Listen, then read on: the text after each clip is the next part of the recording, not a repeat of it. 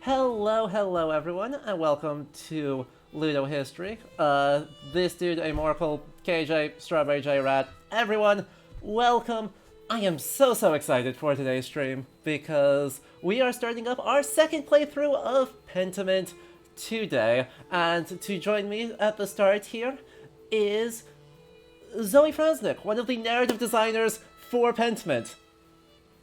Hello, I'm so excited to be here. I have been thinking about this all week because it's my absolute highlight. But yeah, so if you do not know Zoe's work, Zoe is the co-host of the Maniculum podcast, a podcast focused on transforming medieval text into tabletop RPG, systems, levels, mechanics, all that fun jazz, and was a narrative designer and medieval consultant with Obsidian for Pentiment, which is extremely exciting. I adore this game. So, firstly, thank you for giving me the biggest emotional roller coaster I've had in a long time in a video game. It's our pleasure. Always happy to provide. It is so exciting. I'm super curious, right? How did you get involved with Pentiment here before we really get stuck in? Good question.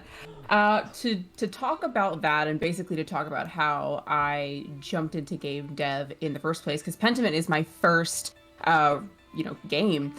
I actually was doing a degree at Trinity College, Dublin, in medieval studies, and I was having a great time doing that. And then COVID happened, and my ideas and aspirations for a PhD sort of fizzled out, unfortunately, because my 1-year degree had turned into 2.5 years to get that done. But I always knew that I wanted to be a storyteller. And for me, the most interesting kinds of stories are in medieval studies, obviously for me, and also in video games, because you can bring that agency to the player. And you don't get that in, books and things like that. Even in films, you don't get that. So essentially I said to my professors, like, oh, I'm gonna go into game dev. And of course, everyone around me was like, that's insane. You're crazy. You don't even know what a terminal is. You can't code. And I said, yeah, I know, but I'm gonna try anyway. And I started applying, and eventually Josh Sawyer, the director on Pentiment, I guess, got a hold of my application, took a look at my background and said, she looks like a good fit for our project, and pulled me in. So I came in at about halfway through the project's development. Okay. So a lot of the stuff was already set down, and they're set up and gone through. And I came into this and immediately took a look at the art, the history that the team had already put together. They've done such a fantastic job. And it essentially said, okay, this is my dream project. Let's get started. And I mean, fair play. It is also my perfect history game. So I think success there. And I'm seeing a bunch of other Obsidianites in chat as well. So extended congratulations to all of you, because I wrote an article that has been peer-reviewed arguing effectively that the scholarly idea of a history game is going to be really challenging, and then this game rolled up and comes closer than anyone else has ever come to it. So, way to just prove me wrong right there. Well, I will say it was definitely challenging in a lot of aspects. How do we do the history, justice, when also all of our texts and, your audience is very familiar with this idea. History is always looked at through a lens, and for us, a lot of that lens is the books that we read and the texts that we have, the manuscripts that we have. And so that became a central theme of Pentiment, just in terms of, okay, this game is about, textual history and our history, and what that looks like, how we understand history, and what kind of impact we can make as individuals on that history. God, it's so cool, and I'm so excited to get to dig into that through the course of the next hour and a bit. I think it's going to be a great time. But first, before we do get stuck in, I do have a couple of announcements. So, firstly, as I mentioned, this is the start of a second playthrough of Pentiment. I am assuming everyone in chat has either played the game themselves, which you absolutely should do, worked on the game, which many of you did, or watched my playthrough of the game, which you should also do because I think it was a lot of fun. So, spoilers lie ahead for the entirety of the game, Acts 1, 2, and 3, even though the gameplay is going to be of Act 1 today. Secondly, if you do enjoy this, we are going to be sporadically returning to Pentiment over the next several months. It's not going to be an every week thing, but the goal is we're going to have guests coming on. The entire first playthrough was just me having my take on the game, but there's so much to talk about that I'm going to have other guests coming on. Zoe, you are the first, but I'm excited to get book historians, textile historians, classicists. I think there's a classicist I'm going to ask, Dr. Kate Cook. And just there's so many people who have done work around the game, and in relevant fields for it, that I want to get everyone's takes on it. So as I can get guests on, we're going to be returning to this game. If you want to see that, make sure you hit that follow button, and additionally, you can do like this dude is doing, and consider subscribing to the channel, or heading over to patreon.com/ludohistory. Everything goes right back into the channel to keep making more stuff for you guys, play more games, have more guests on, do more ambitious history projects. So if you are interested in that, you can type !Patreon in chat to get a direct link to that for as little as $2 a month. You can help make sure this channel continues. If you subscribe on Twitch, you also get access to 19 finely curated medieval marginalia as the emotes for this channel. If you're watching a Pentiment stream, I assume you like medieval marginalia. You may spread them all over Twitch for the cost of a Twitch Prime subscription. Thirdly, a couple scheduling notes. I've been saying God of War Ragnarok, our playthrough of that, with Norse medieval Scandinavian specialists, will come back January 14th. It's actually going to come back January 21st. I double booked myself. My apologies for that, but still get hype because our friends at Overly Sarcastic Productions will be joining as co-commentators for that. Finally, as you watch the stream, you will be accumulating channel points. There's currently a community challenge going on to make me cosplay as Andreas Mahler. You're watching a Pentiment stream, you know you want that. I know I want that. Consider donating. You've got the hair. I got the Act 2 hair. I don't know if I have the Act 2 rest of the outfit, but we'll see. But yes, if you want to donate your channel points to that cause, I highly encourage that. It can also do a bunch of other fun things that we will do our best to honor throughout the stream. But yes, without further ado, let's get into Pentiment, and our first question for you. Because we're starting up a brand new game, Zoe, and Yes. that means what we're starting with, yes, stylized fonts. Always stylized fonts. Always. But that means my first question is right here.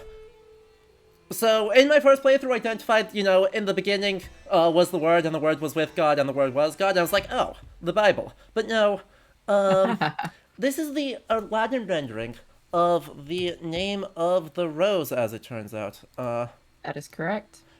Which is extremely cool. Oh gosh. Is the camera freezing? Hang on. We may be having some technical difficulties. You look good for me. Yeah, the problem is your camera freezes when I switch into the game, which I was not expecting. Oh, I see. Okay. We're going to quickly fix that by resizing the window over here. Alright. Oh, too far. There we go. Perfect. No technical difficulties at all here. And What you get for having a medievalist on. Exactly. But I am so curious here. Right, Josh Sawyer has been very clear that the name of the rose is an influence on this game to the point of it being in the bibliography. This is right and good. But the name of the rose is the most 14th century text I have ever read, despite it being from 1980. Yes. Yep. Did you find that there was any challenges with, having that strong of an influence on a narrative set 200 years later? Oh gosh. Really? I wouldn't say too much, simply because Pentiment is meant to be not a palimpsest, not literally a palimpsest of Name of the Rose. It's not meant to replace the Name of the Rose, but it is meant to be something that follows on after. Of course, Pentiment was developed after Name of the Rose came out. So for us to set this game several hundred years after Name of the Rose is set really just follows along in the textual tradition. And for as much as we wanted to be inspired by the Name of the Rose, and hopefully those elements are very, very clear, like the fact that it's a murder mystery, there's also elements that are extraordinarily different. Like, we don't really have a Sherlock Holmes monk. In Pentiment, you play as Andreas, an artist who, doesn't have really much to do with the church outside of just being a guy who's working there for a very short amount of time. So there wasn't a lot of issues in building off of it, but it is sort of an homage and a growth on top of, if you will, the Name of the Rose and what it stands for and represents. I appreciate that a lot, and I mean, I know we've talked previously, and you were shocked when I said that I think this is just a...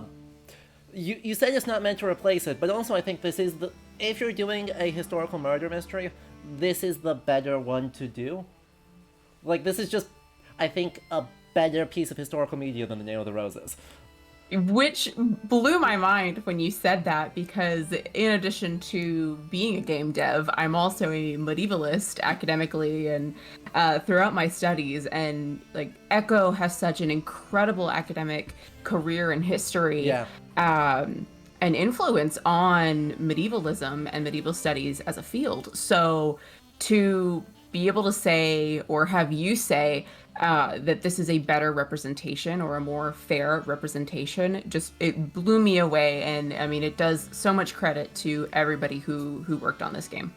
Yeah, the thing I love about it, though, is, right, the Name of the Rose is, I mean, when I say it's the most 14th century piece of thing I've ever read, far more 14th century than the 14th century translations I've got sitting over there. Yep. Right, that's both good and bad. 'Cause, right, it's so distilled and so difficult to read, in some places, where if you don't know all of the, like, 13th century philosophers that they're citing, it's basically impossible to get into. Yeah, it's pretty impenetrable if you don't have a background in medieval studies or even, classical studies.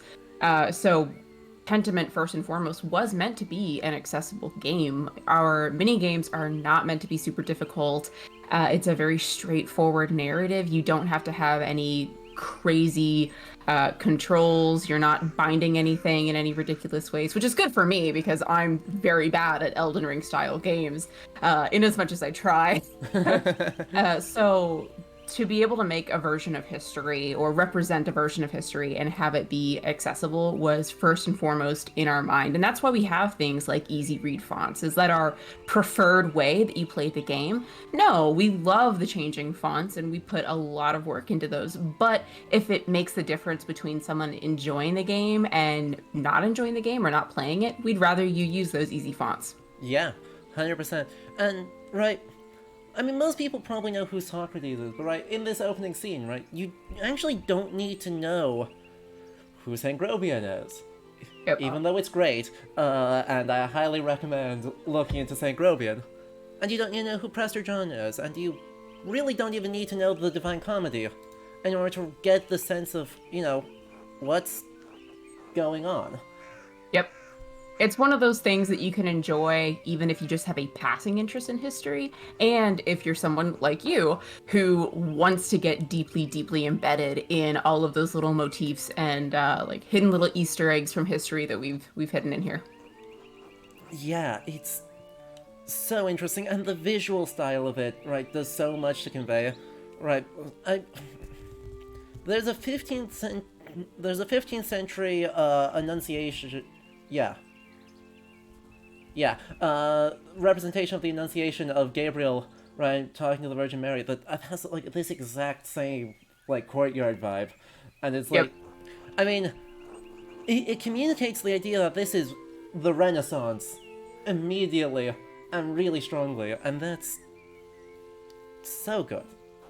Yeah, our artist did a fantastic job with all of this, especially Anne, and I think you've noticed this as well, and we've said it in other places, but the character designs themselves are based on different styles. So the older ones are done in a manuscript illustration style that peels away as they get older and older. The younger ones are done in a woodcut, wood print style that's sort of fresh and crisp and new. And that just shows the generations as you go through. And so this courtyard for Andreas is how he's idealizing himself in his mind.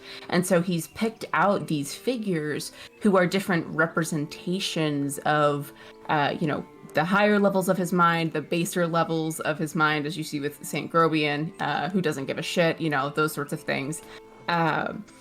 And so we wanted to represent all of that. So for him, even though this is a little bit of an older, quote unquote, style, for Andreas, this is his ideal sort of art. And that's how he's painted his head. Yeah. You mentioned the different styles of the different characters. And I mean, one character in particular stands out to me whenever you think about the visual style, and it is Brother Sebat. Yes. For that Solomonic Ethiopian style. And it is mind-blowingly cool. Yep. That is going to be a moment that sticks in my memory for a long time when we get to have lunch with him. Yes, absolutely. You get to see this beautiful double-page spread of an Ethiopian manuscript style Bible illustration. And I mean, again, I did not do any of the illustrations here. I am not an artist, I am a writer. But they blew it out of the water. There's other little things that you'll see throughout, like Rachel and Benjamin's Yiddish printing, actually. Yeah. That took me a couple weeks to dig in and find. I was a little worried that we missed that time frame, and that it came later than when Andreas is seeing it. So it is a very early version of a Yiddish typescript or font block, but it did exist at that time, and that's something we especially wanted to highlight, is all these different styles that are occurring at this time. Yeah, which brings us into a broader question, right? One thing that historical game devs often will do is use the idea that the game setting is somewhere rural, a bit out of the way, off of trade routes, in order to say, hey, there isn't necessarily that much diversity that we can 100% confirm, and therefore we don't put it in the game. Right. Everyone here seemed to take the exact opposite approach, of kind of, what's the absolute most we can get away with? And yes. What was the process of researching who could plausibly get in, and then selecting, that you've got Václav, who's Romani, you've got Sebat, who's Ethiopian but living in Rome, Adok's Cornish, Guy is Burgundian, Florian's Poland, from Eastern Poland. So you get pretty much as far the entire I guess extent of modern Europe gets represented in this one town on no major trade route in southern Bavaria. Yep. And so what's the process of selecting what figures and where they're from to make it into this town, to kind of shrink down that very large continent into a single city? Ooh, we did stretch the realism just a little bit, because we did want to include that diversity. So, for instance, with Baltus, is it really that realistic that an inventor is going to turn up in Tassing, where there's also a doctor, and a monastery, and so on and so forth? Was it possible? Yes. Is it plausible? Yes. Did it happen? Well, we don't have a clear historic record of that, but we're also not modeling Tassing off of one, particular town. So it's more, what's possible and plausible for happening. Oh, I love Ursula every time. I know. She is the darling of the Pentiment devs. We adore her. Chat's going crazy over baby Ursula, as all things should be. Always. And there's so many ways you get to interact with her as she grows up, which is so It's fun. so fun. But anyway, back to bringing these individuals together. The reality of it is we didn't actually have to stretch realism that far because the Middle Ages were incredibly, incredibly interconnected. And that's something that most people don't realize is, yes, there is the statistic and the fact that a lot of people did not go more than 4 or 5 miles from their home, from their farmstead. But it's also true that at the same time, for instance, in the early Middle Ages, you've got the Crusades, where you've got people from England, normal people from England, going to Turkey, going to the Near East, as it was, going to that area. So there is a lot of travel going on at this time. And in addition to all of that, you have to think about all the trade routes that are interconnecting. We have Viking runes in the Hagia Sophia that say, like, you know, Yngvolf was here, right? I think it was That's all it Palestine, but says. yeah. Yeah. So the Middle Ages was a lot more interconnected than people think, and that's something that we wanted to illustrate and sort of fight back against this idea that, it's all just, white German farmers living in a white German town. It's like, no, people traveled, people talked to each other. Yeah, thank you, Wolf. It's Halfdan was here. Yeah. So it wasn't too difficult for us to stretch that because there are a lot of different accounts of people who traveled. And so we pulled on that. We also pulled on different backgrounds that we wanted to illustrate. For instance, like Vasklov himself, the Romani tradition is absolutely fascinating, very, very interesting. So we wanted to incorporate that. Saint Moritz is a real saint who is African, and we wanted to illustrate that. And he's got a town in Switzerland called Saint Moritz in Switzerland. And again, historical fact. So bringing him over to Tassing, not too difficult. Same thing for Saint George, patron saint of England. He was a Lebanese Roman knight. And so when you start actually getting into the history of these things, you realize that history is a lot more diverse than a lot of, for instance, the Victorian translators liked to write over and whitewash. So for us, it was more about digging underneath those stereotypes and just reflecting what was actually there. Yeah. Zoe, Saint Mauritius is Lebanese. Saint George is actually Saint George might be modern Syria. Was he? I could have sworn he was Lebanese. Oh well, I'll have to He's look one that of one those. up. He's from over there. And Mauritius is, I think, also from the Levant, but might even be like North African. Yeah. So, either way, like all over the place. Or Saint Margaret of Antioch. Yeah. She's another one. Saint Christopher Yeah. is from Damascus, and Yep. is like there's an Old English life of Saint Christopher that is a delight. Yep. Yep. Absolutely. So we have stories of people from all over the world, and Marco Polo, for instance, is one of the big ones where you can say, like, oh, you've got cultural transmission going on, but it happens on large scales and small scales throughout this period as well.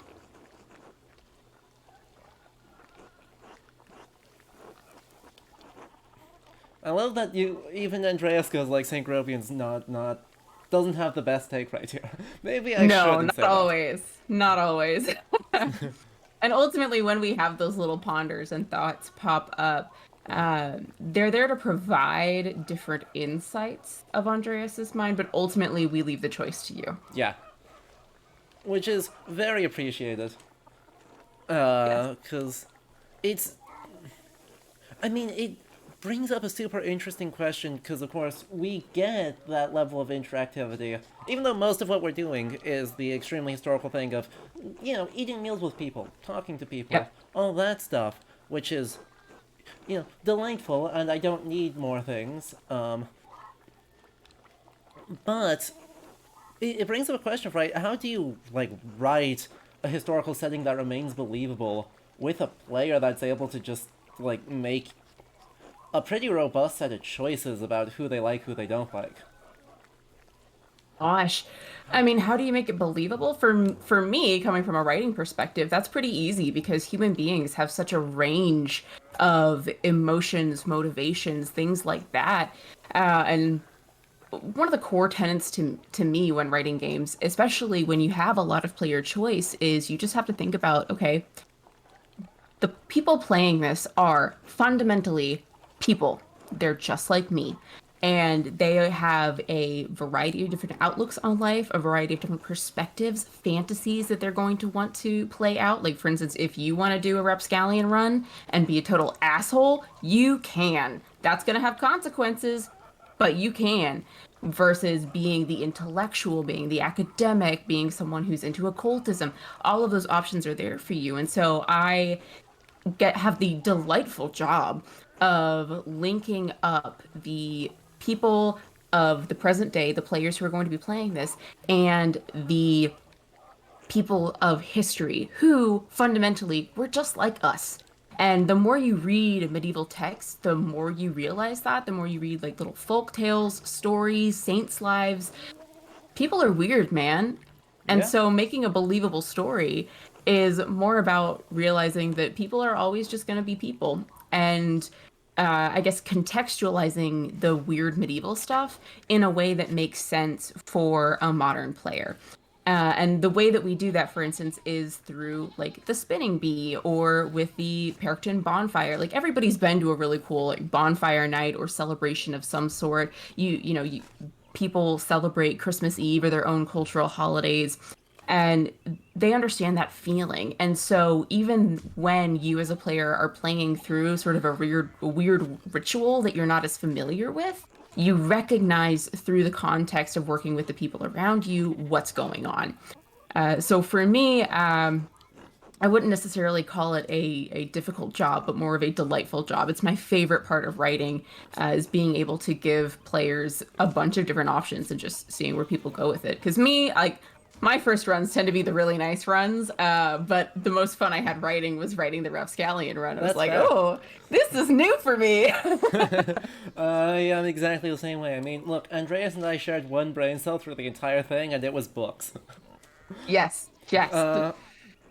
So I'll If be he only interested has to one see. brain cell, that's what it is. Exactly. I'll be curious to see how things change this time and see if we can persuade anyone to do anything. I did not Yes. have good luck with that. Ah, yep.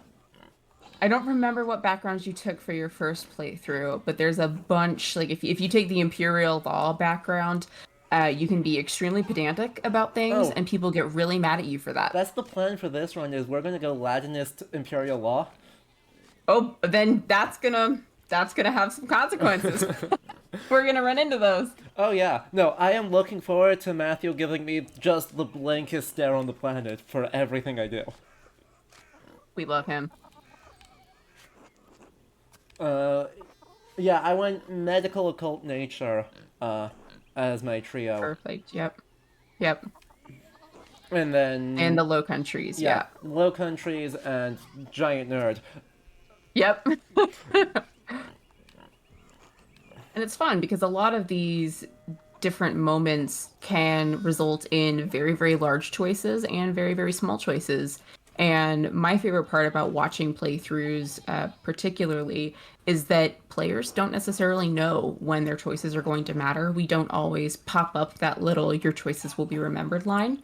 Mm-hmm. And for me, that's another one of my favorite parts about it is you don't know what the consequences are. And for me, that kind of kickstarts my evil DM GM instinct, where I'm like, oh, I'm rolling behind the screen now. Yep, that sounds about right. Because I have already forgotten exactly what choices persuade people to do stuff, and so it's going to Yep, be a surprise every time. perfect. Amazing. But yeah, I want to take a question from the audience here uh, briefly. So if anyone in chat does have a question for Zoe here, please do feel free to post it now. We'll pick one in order to kind of continue the conversation before we get on to my pre prepared questions. Absolutely. I'll answer as many as I can. Where did we spend our Wanderjahr? We could be Speaking of choices. Swiss. There's some Italian and French. I can reference cultures from Basel, Bern, Zurich, and Freiburg. Italian, Greek. Maybe we be Swiss this time. Because I know a couple people have done Italian. But I don't know anyone who's tried being Swiss. So we might try that. There we go. To answer the other Zoe's question in the chat, it sounds like you wrote each run independently then. Actually, no. Each run is sort of...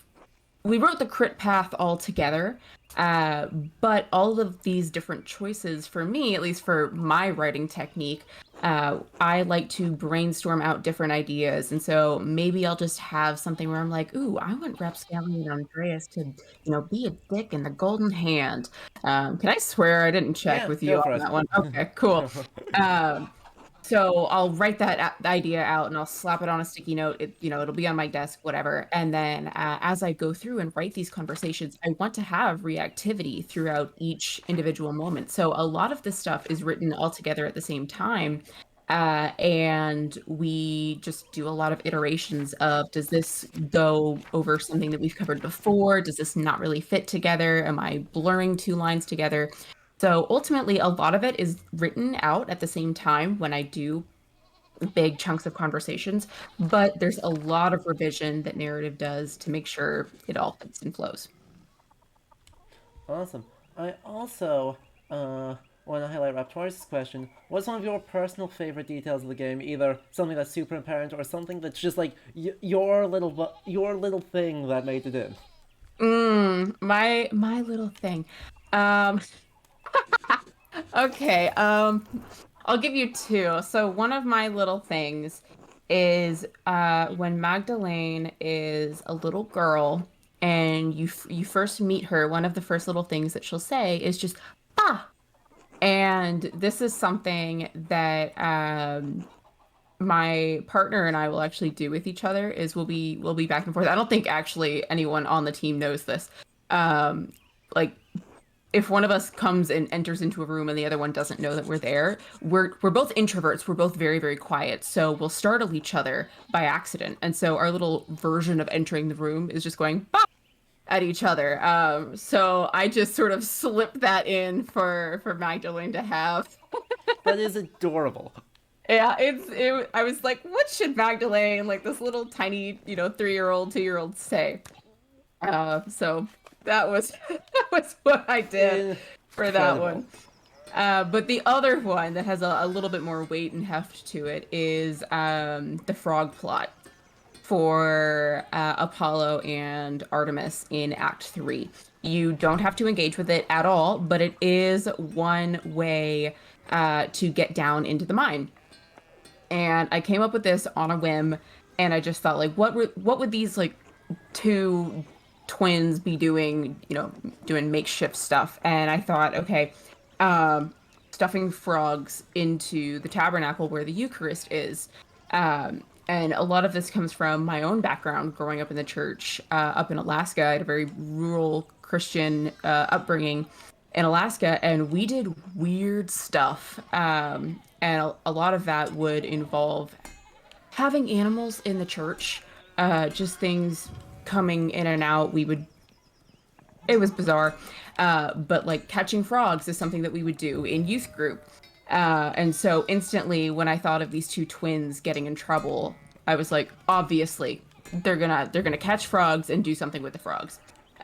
So that little quest, even though it gave us a whole lot of trouble to implement, was sort of my little thing. And I was like, I'm putting this in. I want to put this in.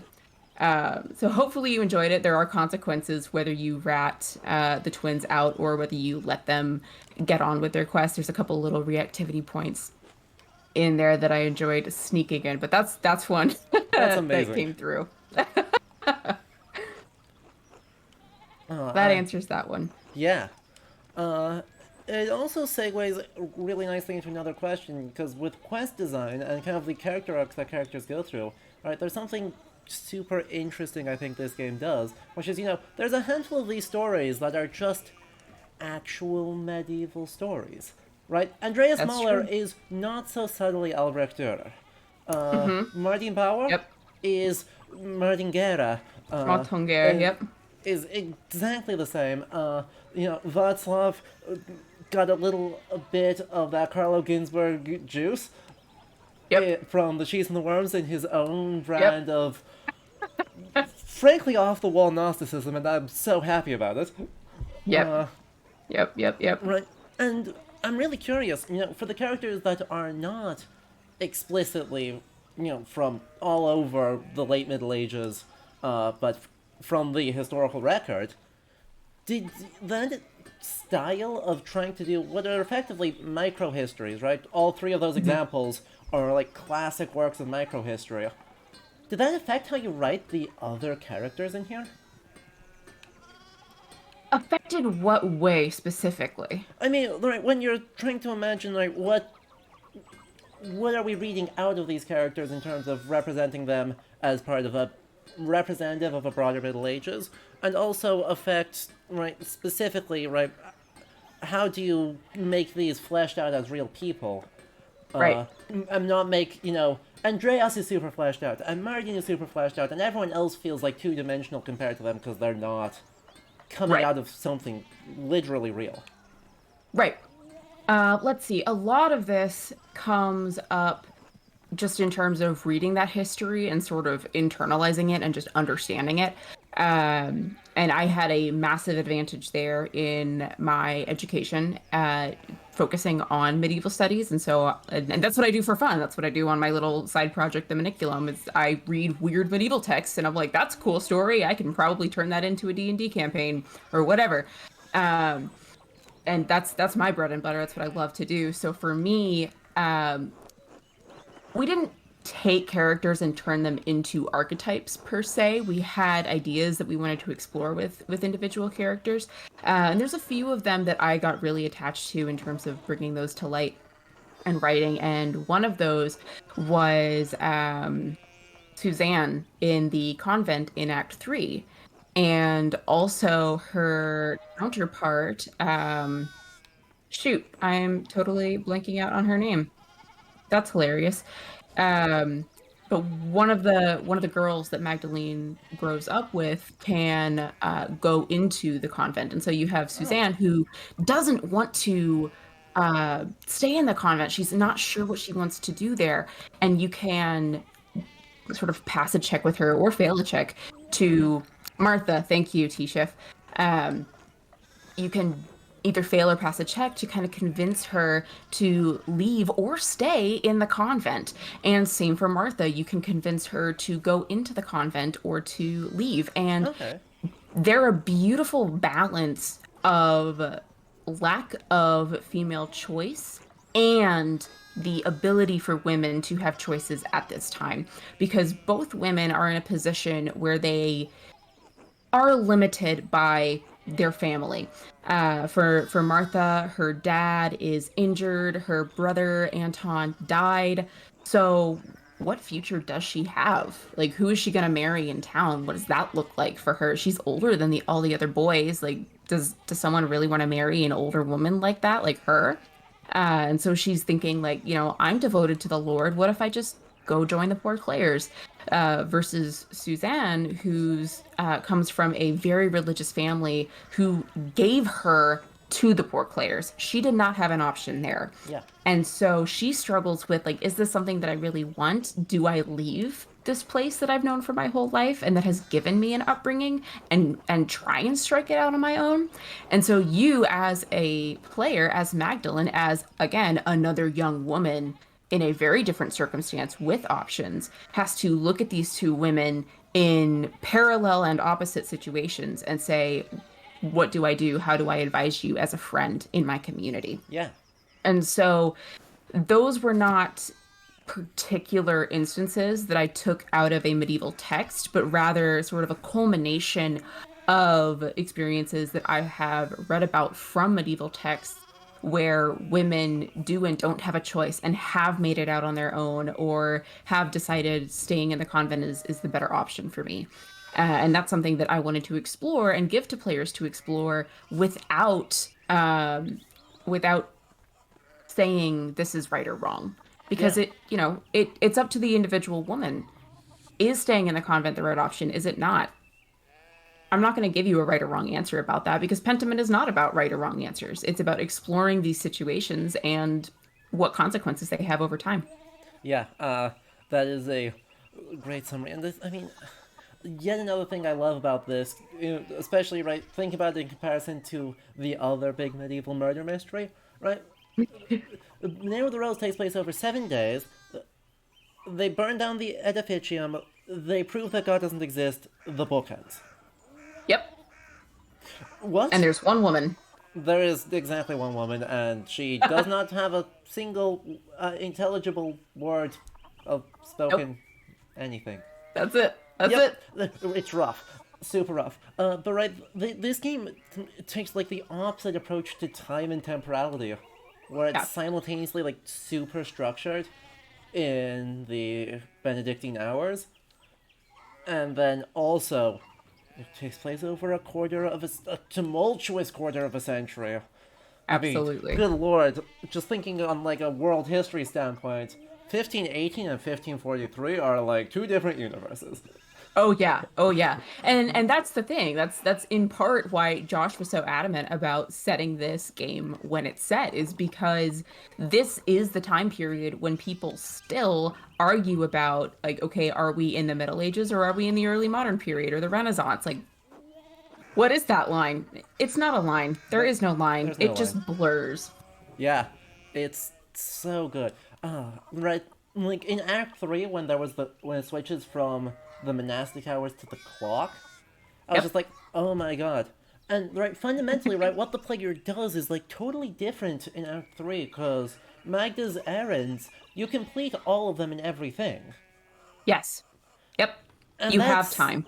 that's something that just doesn't exist in the rest of, like, the point of the game is that you have these chunks and there's never enough of them. Yes, precisely.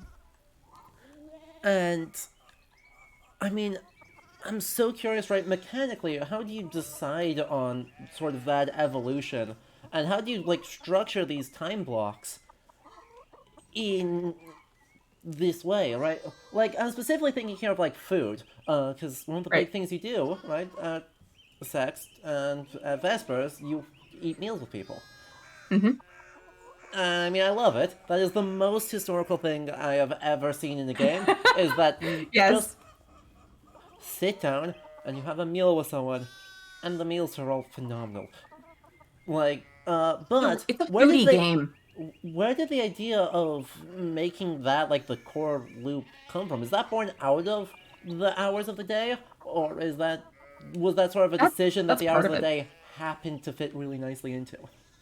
Um, gosh, I'd have to ask Josh directly about this, but where I believe that developed from is from having those set hours in a day, because one could argue that our hours of the day are not so structured, but I disagree. If you work a 9 to 5, your days and your hours are structured. You have a lunch break, you take it Yeah, during that time. So we have a different structure for it, but it's still very much like here's our segmented time for each thing. And that's what the medieval or early modern world was like. Um, and like to the point where you don't have an individual watch or clock, you listen to a bell ring and that community is telling you, okay, cool, now we are all going to go on to this next thing. It's like a school bell, right? yeah, So because we understood that and because Josh really understood those segments to be so important to the medieval day and to medieval timekeeping in general, that also meant that each hour of the day was important in of itself. yeah, And again, one of the most fundamental things for people during this time was communion. And what I mean by that is both church communion, but also communion with each other, talking to each other. And so we really chose to emphasize that because you are living in a time that's a little bit slower, and because you are, as Andreas, trying to hurry up and find the murderer, and sort of rushing through this and not having enough time for all of that. Um, we wanted to sort of balance that out with a moment of, okay, no, no, no, you're gonna sit down, you're gonna eat, and you're gonna talk to people. And of course, you continue your investigation while you do that. But fundamentally, we wanted to highlight that communion and community together through those meals and through those hours of the day. So that's sort of the working reasons behind that. And of course, for Magda, that's very, very different because she one lives in a different sort of world than Andreas. Andreas comes from this very churchy world. Um, and Magdalene lives in this world of new technology, the clock, the printing press, things like that. And so she doesn't have the kind of attachment to sitting down and eating that Andreas does. Same thing. Like she's into books, yeah, but she's more into the typing and the printing and putting together books rather than like, oh, I love books for the sake of loving books. Yeah. Even though she adores her art as well. So there we have two very different outlooks on the world that we illustrate through the clock, through the meals or lack of meals, and through how much time you have to get through the day. Amazing. One more little audience question. What medieval texts are kind of your focus in your previous education? I actually focused on witchcraft. I like to say that I got my degree in being a witch. We love it. So I I focused on magic and the development of magic through, particularly for my master's degree, I focused on English texts, but I also focused in undergrad on Scandinavian, Viking, Icelandic texts as well, which Adam, you're very, very familiar with. So I kind of have a working theory, a working understanding of how people perceived medieval magic. So I read a lot of texts based on that. Not focusing more on witch hunts because those are more of a 16th century thing, and more of an early modern thing than a medieval thing. And I was more focused on how people understand what magic is and how it works. Through magic items, through blessings, through medicine, through prayer, which I consider a form of magic. Like it's an invocation. Yeah. That counts. Things like that. Also spirits, elves, the underworld, things like that. Oh, what region? Specifically, England. I did my undergrad based on England, but since I did it in Ireland, I also did a lot of study on Irish folklore. And most of my undergrad was Scandinavian, Icelandic studies as well. We love it. I Yeah. mean, right, Richard Keycaffer would agree with you, sort of, on Yes. that. Yep. Prayer being itself related to magic. So I think you're in good company on that front. Yeah, absolutely. To follow up onto that question, really super quick, can you check out my work on Magic Anywhere? I don't have a lot of my papers published at the moment, but if you go onto the Maniculum, my little podcast site, we talk about magic there, and we also have lists of sources and texts that you can read. You can also, shoot me a message directly, and I can pull up my bibliography and send it to you. Amazing. I. Well, just on screen right now, right? Yes. Now that Lawrence has brought up the Historia Tassiae, I'm so Yes. happy about it. The more I think about this book and what it means, the happier I am. But I am sad we never get to actually read it, because I am exactly that person who would. I can't play Elder Scrolls games because I have a compulsion to read every book. And we know you weren't supposed to do that. Yeah. The Historia Tassiae is funny in the sense that it's the hidden book that has all the secrets that you never, ever, ever get to read. Um, Gosh, and you get to read bits and pieces of it if you decide to do that as Magdalene in the third act. And the sort of reasoning behind that is because the Historia Tassiae is important, but it is not the key focus of the game or Yeah. of Act 3. And that's because the theme here is less about who gets to read versus who doesn't get to read. That's definitely a theme, Yeah. but it's more about how we represent history. And so, spoiler alert, for Father Thomas, he wants to cover up the truth by any means possible, whether that's a book, whether it's a statue, whether it's the ruins that the church is built on. He's going to cover that up and say his narrative. Yep. So, by covering up and preventing you from reading the Historia Tassii, we are bringing that theme forward. You never get to see a right or wrong answer about Tassing's history. You never get to see the ultimate truth.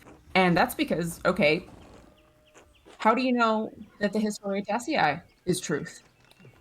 Oh, And of course, that would lead down a whole other rabbit hole Oh. of like, what's the provenance of the book and da da da da da.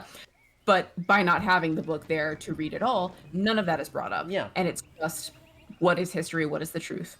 Yeah, I mean, I super appreciate that. I think, right, it brings in an interesting disconnect, as you just brought up, right? How would we know that the Historia Tassii is reliable? Well, we can look at the provenance. Father Matthias wants to look at a second copy of it. Do the two, Right. is there scribal variation going on? Right, a lot of very modern, good book history methodologies. For Father Thomas, living in the early 16th century, right? Actually, I just wrote an answer on Ask Historians on a question about this game, tying into this idea, right?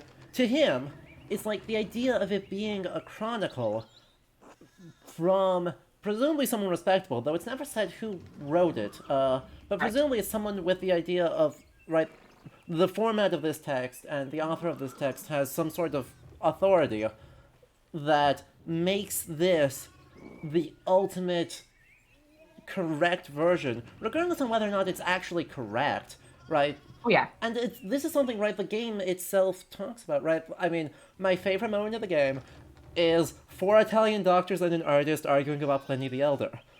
Yes. It's shit. I think it's shit is my favorite line in this book, or in this video game. But right, this is the period where the idea of auctoritas, of authority, is being really questioned for the first time in 1,000 years. Yeah, pretty much. And Father Thomas is stuck in this mindset of, no, the medieval chronicle is the ultimate authority. It's the authority. That text is the truth. Yep. And he's so scared. And what even more is he's saying the church is the truth, not even the text. Yeah. He's more scared that the text is going to put the church's authority into question. That's better, right? He thinks the text is... He knows the text is authoritative, and it's an authority that disagrees with Our Lady of the Labyrinth. And that's terrifying. Yes, that is very, very terrifying to him. And to elaborate on this, just for a moment, to put my little medievalist hat on, for some of your listeners who may not be as aware, this is extremely common in medieval texts, for medieval texts and even like early modern texts, to say, "Hey, yeah, I found this in a copy of Aristotle, and so therefore everything I say is right." Like Geoffrey of Monmouth did this in his History of the Kings of Britain. He's like, yes, this is the truth. No, buddy, this is propaganda. We all know it. Gerald of Wales is even worse about it. Yeah. Oh, it's so bad. But this is very, very common during this period to rely on that, or even the like the History of the Pirates, which is a 1720s, 1740s book. He says, oh yeah, I heard all these tales firsthand, or I found this other book and I'm reprinting it now. It's like, no, buddy, you didn't. These are all folk tales. So the idea that you're relying on a previous authority, even though you're making it all up, is very, very common during this time. And so that was a lot of the fear that Father Thomas had. It's so good. And, right, it's something I think is exactly substantial enough, right? I mean, again, call back to the Rose, right? Jorge's whole motivation is pushing it just a smidge, right? And I mean, William Baskerville talks about, like, holy moly, that guy was a fanatic. Yeah. Oh yeah. But right, this is the toned down version. I think, right, when I ask, right, was there challenges? I think this is also one of the benefits, is that, yeah, there's a lot of religious confusion and disagreement going on in the 14th century, like there is in the 11th, like there is in the 16th. Yep. But there's a lot of other things going on in the 16th that really makes the same core motivation work a lot better in my mind as a Yeah, I would justification agree. for literally life or death levels of action. Yep. Yep. Also, we're going to be Uh, Lutheran. Just a heads up in this oh, game, we're oh, going to. Just a heads up, we're going spicy Lutheranism in this playthrough. oh, here we go. Are we bringing it up at dinner? Oh, hell yeah. We're going to make the worst dinner ever even worse. Let's go. Let's Oh, go. to answer another question that I'm seeing, was the Hunchback of Notre Dame's Frollo also an influence on Father Thomas? Not that I know of, not directly, actually. Father Thomas, he he's a complicated man, a very complicated figure. He is genuinely very grieved by what he's done, and he tries to appease his conscience by saying, well, I'm not doing the killing, this is just other people doing consequences. And funnily enough, I think this is what happens in a lot of games for for players, is Yeah.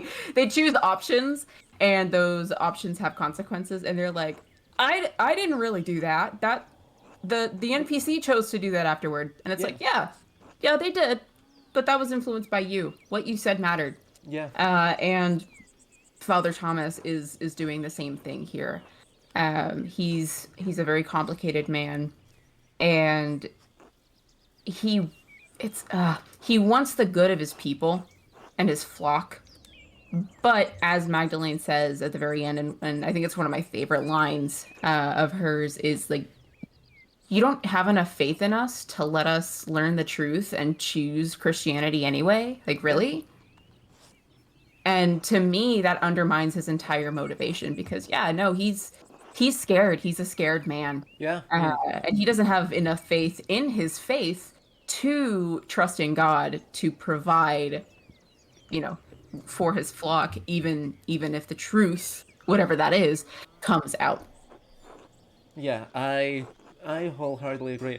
Also, right, the truth would be so complicated here, right? Just navigating.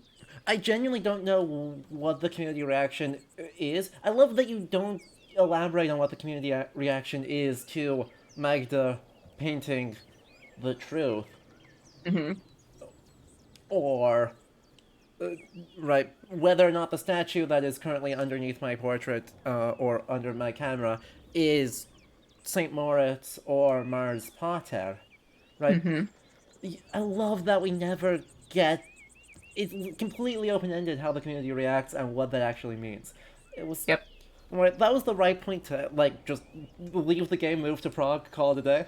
Yep. I was Yep. so You're done. happy You're about done.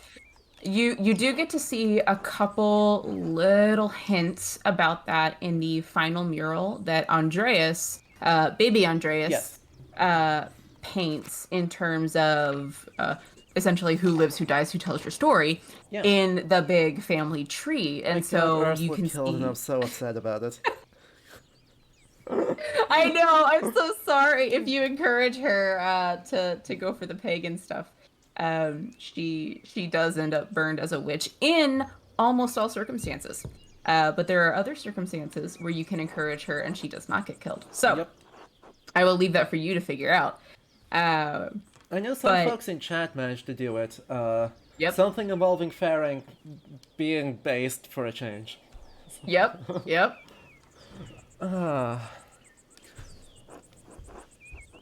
Anyway, Yep, definitely. I love. Lawrence, I agree with you. This is why we need the Carolina reforms. Yes. Right? We're a little We're- bit before that. Just a smidge, right? Because, right, by Act 3 they've happened. Yeah. But Andreas doesn't get a chance to care. No, he does not, unfortunately. It's so good. This is. I mean, I know Lawrence Rothvogel is a horrible person, but I love him anyway. A lot of people do. That was one of the more interesting things in the community that ended up playing the game. People really went for Werner and Lorenz, but I'm just very grateful that nobody really went for Lenhart, because he's just a total ass any way you paint it. Yep, Leonhard is the worst, and Yep. I have some regrets about what happened at the end of Act 2, that's something I have no regrets about what happened. Yeah. Yep. Yep. Yeah, That was actually quite an easy decision for us to make. Is like, okay, this guy has to go, yeah, because if he's not being accused of something, something needed to happen, just to provide some sort of satisfaction for players yeah, because he's such an asshole. yeah. Right? I mean, Ron Vogel is just as much of an asshole, but he's much more charismatic about it. Yes, absolutely. Absolutely. All right. Well, anyway, well, I don't know. Actually, as we start making our way up to the Abbey, I want to ask about a thing I felt was like absent from the game. Namely, right, there's so many minigames, Yes. and they're delightful, and they're all based in, maybe not historical practice, but in some way, right, trying to let you act as far as this lets you act Right, like a right. historical person or doing the jobs historical people would do. We never do art. Yeah. Like, can you elaborate on that decision, right? For being an artist and a printer's daughter who's also an artist, there's no chance to do To do let the art. players do art. And right, I thought at first, in Act 2, maybe it's like, oh, my artistic skill is negligible. It would hardly be fitting of a early modern master from Nuremberg for whatever I could mess up with. Then Andreas invents Cubism, Yeah. so, let's throw that out the window. So yeah, could you elaborate on that? Like, what's up with that decision besides what gets to be a mini game and why the artist, our job, is one of the things that didn't make it. Yeah. Um, that's a funny observation. I never framed it in that way. And it's like once you point it out, I'm like, oh, that's totally not there, is it? Um, and a lot of that is due to the fact that we are not focusing on Andreas's job. Because in as much as I would be interested in, 16th century manuscript painting simulator, not everyone else is going to enjoy that experience. And first and foremost, this game is not about his art. I mean, it is about his art, but it's not about him doing his art. It's about the murders and what's going on. So the mini games specifically are there to help you build that community and learn about Tassing and its people. And so could we have probably turned that into a mini game? Yeah, but like why we didn't do that or why it's not as much of a focal point, you'd have to ask Josh directly. That's fair. It's something that we didn't choose to focus on. I think because we did want to focus so much more on the community and the choices that you're making, that doing the actual art and depicting it would become a chore rather than the steps you're taking to choose what to depict, if that makes sense. Especially for Magdalene, it would be far less interesting for the player to, brush up, brush down, brush up, brush down, Karate Kid style, than it is to go into the mine, go see what's there, and then choose whether or not to depict that. Yeah, So there's probably far more than just that, but from a narrative perspective, it's less interesting. And there's also a bunch of like, hey, we only have a certain amount of time to tell this story. What does that look like? that's fair. Oh, I should have grabbed those in the glossary because those were new entries. Yeah. My boy Thomas Aquinas, the person who makes my handwriting look good. Oh yeah. Have Oh you yeah. got Chad? If you've never seen an autograph, right, we have Thomas Aquinas' own handwriting has survived to us. I don't know who taught him, but I suspect the answer was nobody because it's bad. It's It's worse than the peasant scroll. it's real bad. Oh boy. And so yes, we are going to be just the worst person here in this playthrough because we are Latinist, Orator, Imperial Law. It's a good way to do it. No one is Very going good way to do it. no one's going to like Andreas. uh, but this is good advice. Straight out of Yep. Cicero, I think. Yeah, basically. Yep. And funnily enough, because I was a strange child, I grew up with the trivium and the quadrivium. Wow. That was my education.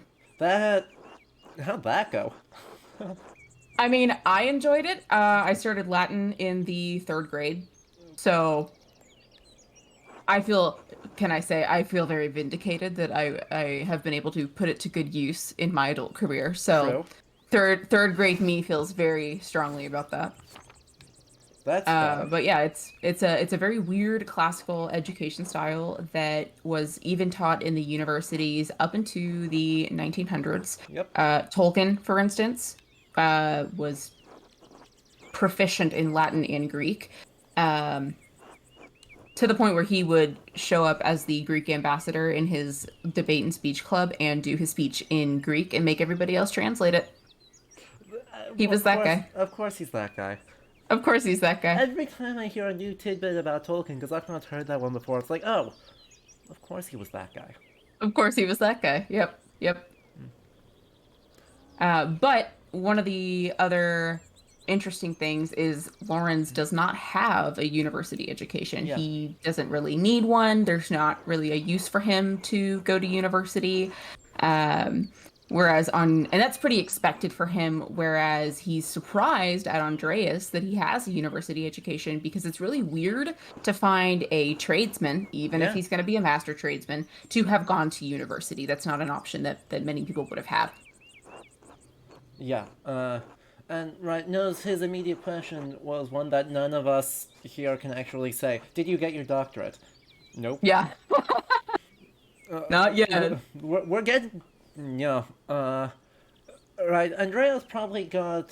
I mean, he's gonna get his trade masters, but I don't know if he even would have gone as far as getting the university master's degree before he dropped out. No. Not at this point. No.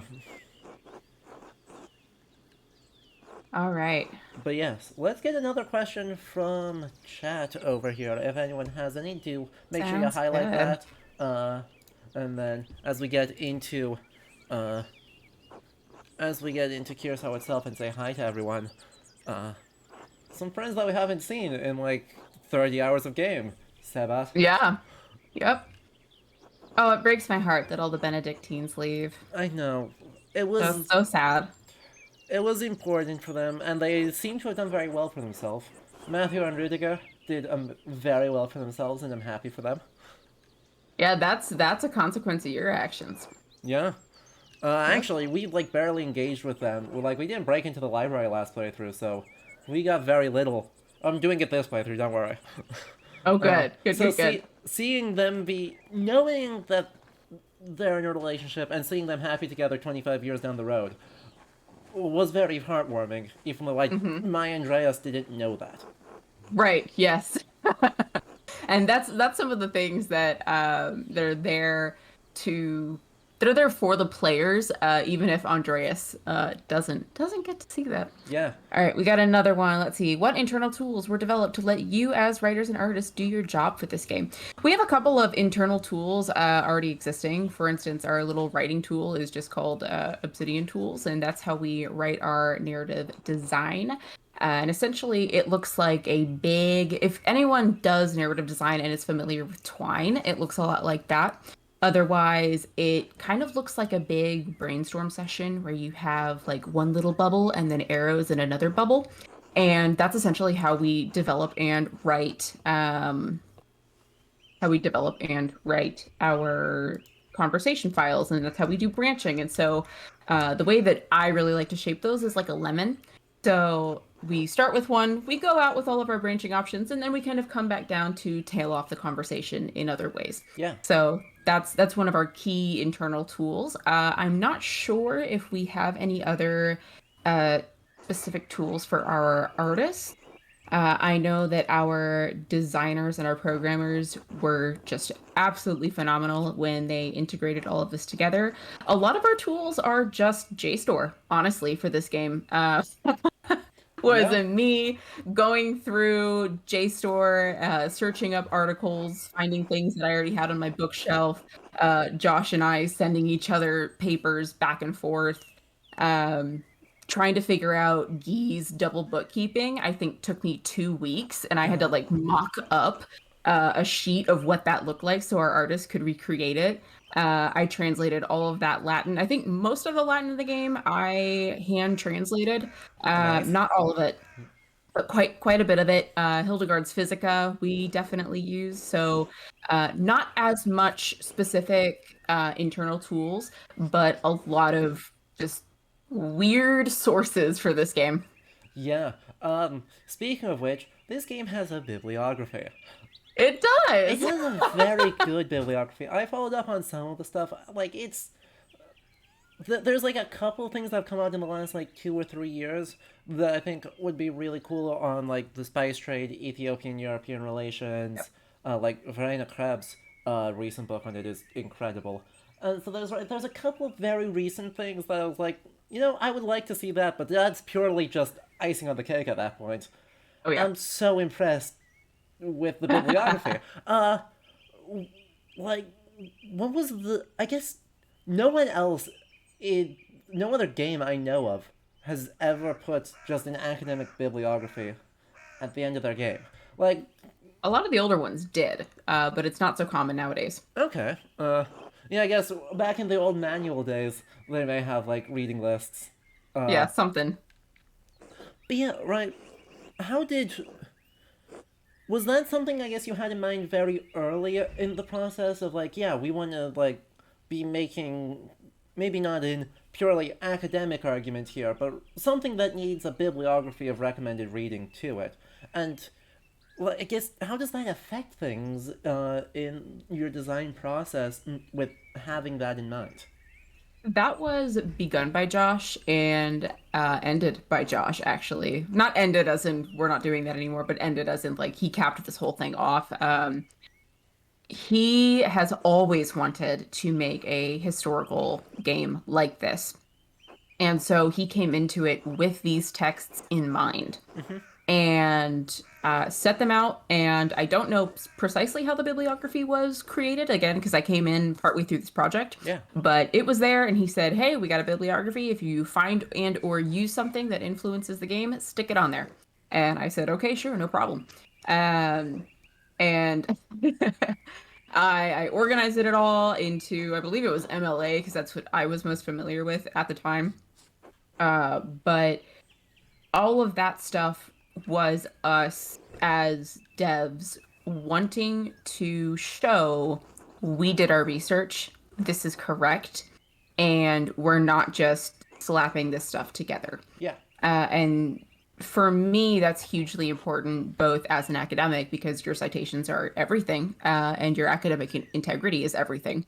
But also as a game dev, because there are so many games that buy into this idea of medievalism, Yeah. which is the term whereby you think sword and sorcery fantasy, where everyone is whitewashed, where elves are tall and have pointy ears, and all of those tropes, or we're saving the damsel in distress. All of that stuff is medievalism. That's the stuff that people over time have stereotyped into history that is not necessarily correct. And because we wanted to make such an effort to step away from that tradition, Yeah. when people said, well, where did this come from? This looks really weird. I've never seen this before. Like a lot of the Perictus stuff, like that's going to be new for a lot of people, or having Sebot here. Oh, Rudy. I know. Every I just time. want to sit and listen for a bit, honestly. Oh, I know.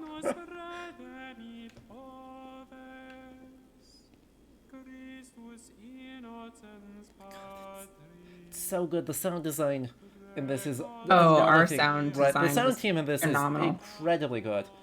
Yep. Oh yeah. Oh yeah. But anyway, where was I? Yeah, we wanted to step away from that well, not medievalist tradition, but the medievalism tradition. Yeah.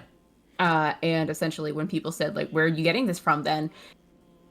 Cool, here you go. Here's our sources.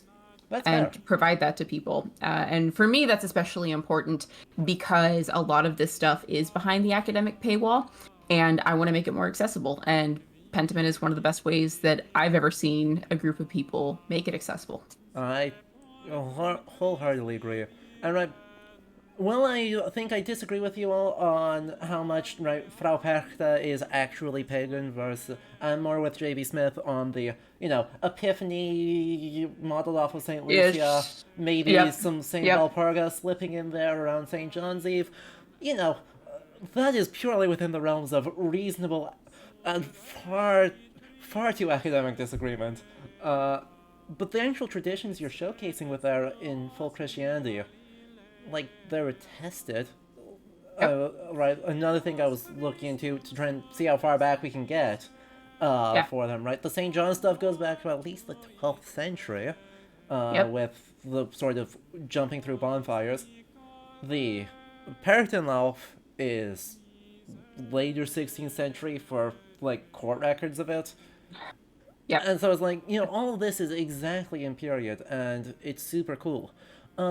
One thing I did notice, though, is it looked like, right, with the Perchtenlauf, the mask tradition, right, we know that there are mummers in, like, 1550-ish, but Yep. the specific designs look like they were a bit later, kind of basically using visual references of modern archival material, right? Yes, in as far as we could. And again, like that was the pull more from the mummers and the mummers play idea combined with the Perkton Lab, combined with a lot of the folk traditions that now exist and have previously existed. So there was probably a little bit of liberty taken there, but we wanted to be true to the spirit of it. It's also why there's no Christmas trees, because Yeah. Christmas trees are a later tradition and we can't include them. Christmas trees and potatoes. Yep, Christmas trees and potatoes. We're so close to being in potato hours by 1543. Oh, We're I know. so close. I know. Our producer Alec was so mad. He wanted potatoes so bad. But right, it brings up an interesting question. I think of there are certain points in the narrative where to communicate the sense of the thing, we need to do a little bit of modernization, right? Right. And I'm curious.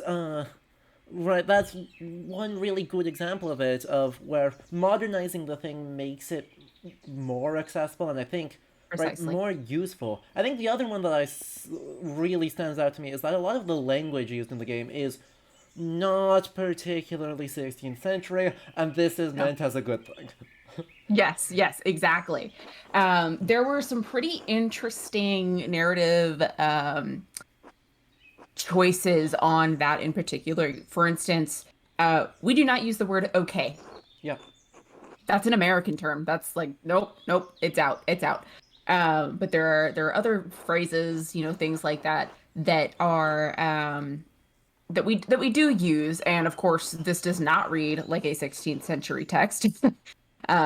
We step away from Umberto Eco's tradition there, but this is what I consider the translator's problem, and this is where Tolkien, for instance, because I know way too much about Tolkien, Tolkien uses the translation model as a reason for why everything makes sense and is in modern English. Is he saying like, oh, I translated all of this, that's why I reference XYZ. Like I think in one of the early chapters he references like the sound of a freight train. Yeah, Nobody chapter in one of Middle The Earth Hobbit. knows. Yeah, nobody knows what that is, but we do, and so that's a reference that we can use. And so again, we as writers, and this goes for any type of fiction writing you're going to do, if it's especially in a historical or a fantasy world, you have to choose which terms are too far away from the medieval or fantasy world you're depicting, and which might be too close. So for instance, like, oh yeah, like in one of his early versions of Lord of the Rings, all of the Rohan conversations were written in Old English. Yep. And he decided, okay, maybe that's a step too far. I'm actually going to not put everything into Old English, but I am going to continue to use the formal and informal thee and you. And so he chose to do that. So for us, we had to do a very similar thing. And this is not exclusive to Pentiment. This goes for any kind of fantasy or history IP. You have to choose how accessible versus how foreign you want it to be. And it has to fit comfortably enough that people can kind of vibe with it, if you will. Yeah. So we do use contractions. People swear a lot. So that stuff, I mean, people swore back in the day, right? Yeah. But other terms that are more conversational that we would be familiar with that aren't as conversational for the time period. Yeah. So I call that the translator's problem. I think And it definitely comes through. that's a really good summary, and I like calling it that because I think that's right. To say, yeah, we could do this in right. Sebadis would be speaking in probably either just speaking in Latin, as or using heavily accented German. Yep. Yep. But that's not going to be accessible, and that's going to like do weird exoticization things. I think, Precisely. right? It's Precisely. much more fun to let him just be hanging out here. Yeah. He's so good. And fundamentally, the whole game is written in English because we're Americans producing a game written in English. And yeah, Yeah. we localize it into different languages. And, that has its own problems of, oh, shoot, I'm using an idiom that doesn't work in German, French, Italian, whatever. And we have to figure that out. But no, this game is not written in early modern High German. I'm sorry. Thank But you God don't for want that. it to be, True. Uh, God, that would be a nightmare. right? I certainly wouldn't have worked on this game if it was an early High German. Yeah, because right, like it doesn't. There comes a point where I feel like it just doesn't do anything for you to make that choice. Yeah, it's more accurate, Yep. but like this game does such a good job on navigating being incredibly richly researched and rendered, and then making good choices about Right. where does that benefit the themes, and the academic goals of the game, and where Oh yeah. doesn't it? Oh yeah. And And that's one of the things where you're not going to please everybody. yeah, Because, some people are like, they're swearing too much. And, some people are like, there's too much of the church in this, or, whatever. And it's like, okay, cool. Like, if you don't vibe with it, if you don't think that, you know, it should be this informal in language or like, oh, it should have been in German, like, okay, cool. We hear you. That's not the choice that we made. But I think we hit it pretty close to the mark. And the other point that I'll bring up with the translator's problem, as I'm calling it, is if you can choose to make something more clear and get the meaning across by stepping away from the translation, that is the correct choice. yeah, So if you can step away from the literal meaning of a word in order to give a clearer meaning in the translation, that is the choice you make. And one of the clearest ways you can see this is, for instance, and I'm going to say something that medievalists out there are going to probably get mad at me for, Seamus Heaney's translation of Beowulf. yeah, It is not the most literal translation, but it is a beautiful introduction to Beowulf if you've never read it, because he keeps the spirit of the text alive in the translation, even if it's not super literal. Oh, do I have it sitting over there? Ah, yeah, now that you brought up I think I have it Beowulf, downstairs somewhere.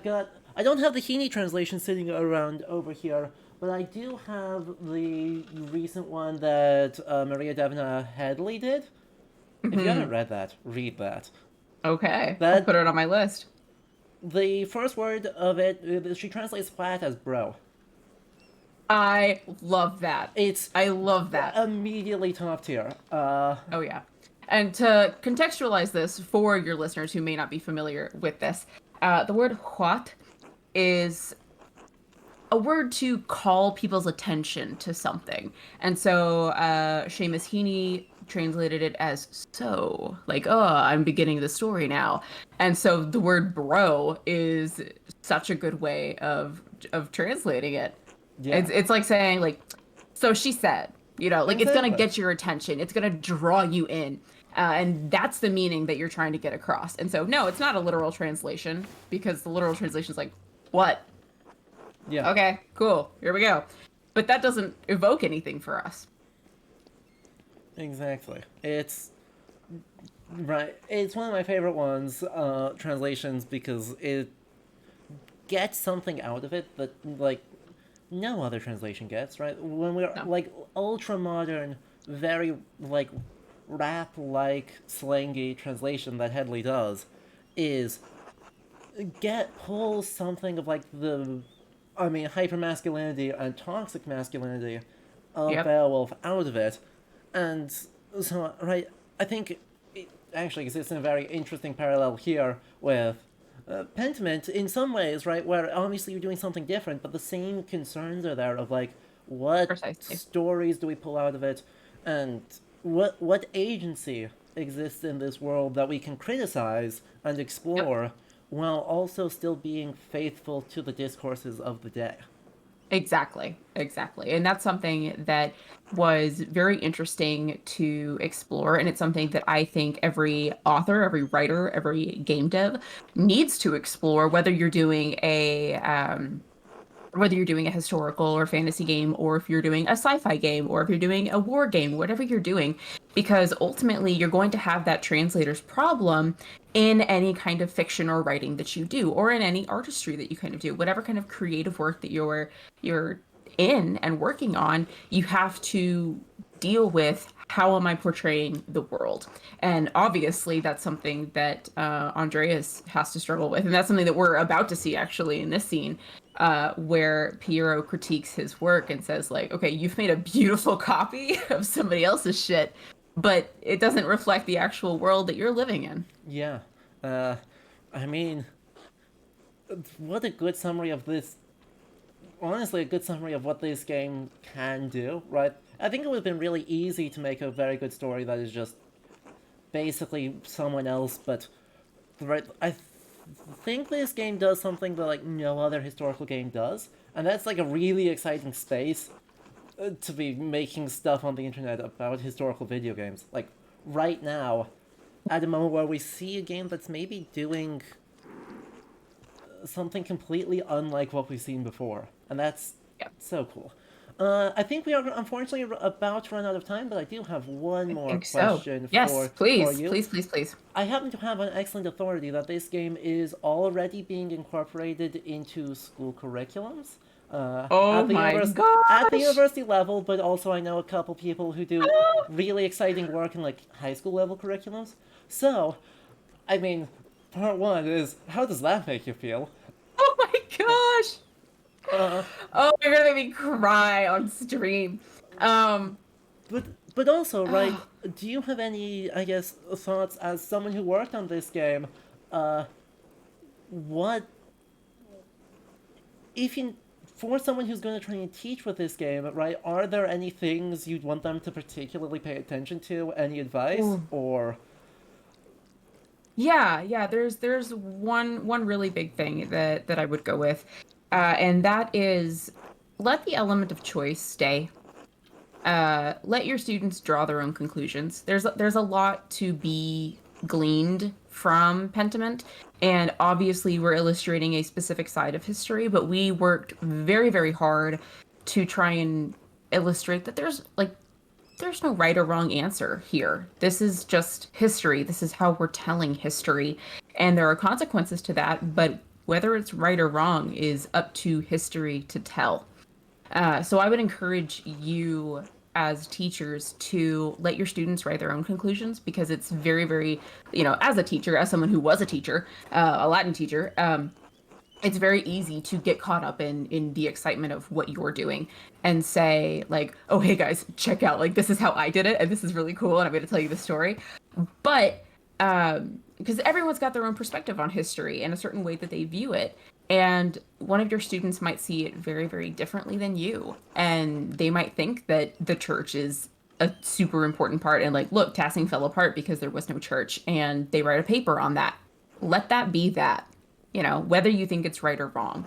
um so I would say let that element of choice remain, but also, like, speaking as someone who grew up being that nerdy kid, and someone who thought that she would write Tolkien better than Tolkien because she was pretentious, and also someone who was longing for a game like this, who thought that the only person who would ever do it is myself, and being able to see that come through. I really, really hope that, like, it's just a joy to me to be able to see that that work has paid off, but also that there are other people like me, and like that, 13-year-old girl who was really worried that she would never fit in anywhere. So it's really cool to see that history and gaming can come together in that way, and I hope that that just keeps coming forward. So inspire that history. I think teachers, like, let that keep going. I always encourage media in the classroom. So Yeah. absolutely that. Oh, and let me know. I want to know where you're teaching it. Like, send me the curriculum. I know. If I can get a hold of it, I'm gonna pass it along. Uh, right. I think, and certainly, well, there may be more potentials for that coming down the road. With some things that I've not fully settled, but chat, you'll have to stay tuned for that. But yes, I think unfortunately we are out of time. A bit in the middle of a cutscene, but that's okay. That's all right. But yes, once again, chat, if you did enjoy this, do consider make sure you follow to the channel and consider joining everyone today for subscribing. And join me in giving another round of applause to Zoe and the entire team at Obsidian for Yes. what an amazing game. The whole team just did an absolutely phenomenal job, and I'm so grateful to have worked with them on this game. It was just fantastic overall. And Yeah. all the team that supported us, because there's a whole lot of people that you don't get to see, like our lovely communications team and all that good stuff. Yes. Uh, we will be back on Thursday with more Final Fantasy VII Remake. Kind of taking a break from big, heavy-hitting history games a bit. So do tune in for that. But otherwise, as I said, we're going to get a lot of folks in. There's going to be a lot more Pentiment content on this channel in the coming months. Because, right, this game has so much to dig into from so many different perspectives. Whether that's, food history, book history, memory studies, classical reception, or a million other things. So we're going to try and get some folks on who know more about those and have different perspectives than I do, and continue having these conversations about the game. So do make sure you tune in for all of those. Otherwise, again, thank you all so much for joining me, and to Zoe for such a phenomenal conversation. And Thank you. until next time, I see you. I hope you all have a lovely rest of your evenings. All right, bye. Bye, everyone.